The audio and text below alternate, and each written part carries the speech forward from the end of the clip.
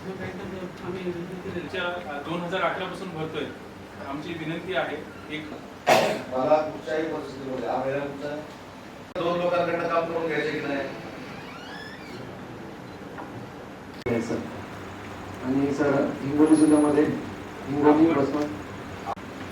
Sir Nanded जिल्ह्यामध्ये एकूण 7 औद्योगिक क्षेत्र आहे. त्यामध्ये मुख्यत्वे नांदेडचं आरेखन केलेलं होतं आणि सर 1224 लोखंड आपण वाटप केलेले आहे आणि 200 मागणी प्राप्त झाली आहे. सर नांदेड जिल्ह्यात नांदेड शहरातल्या जे काही एमआयडीसी तिथल्या मोठ्या आणि सर त्यानंतर मग देगलूर किंवा या ठिकाणी व्यंकटेश्वरा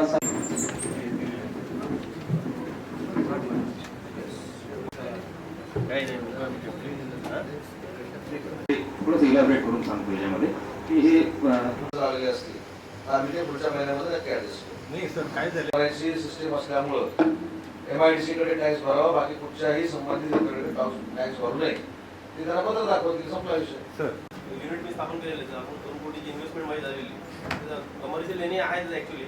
सर नांदेडमध्ये सर किंवा काय पाहिजे असे सगळ्यांनी बसून प्रपोजल तयार करा आणि आपण स्वतःच्या जिल्ह्यामध्ये स्वतःचे प्लांट टाकून रोजगार 10,000चा का करू शकतो.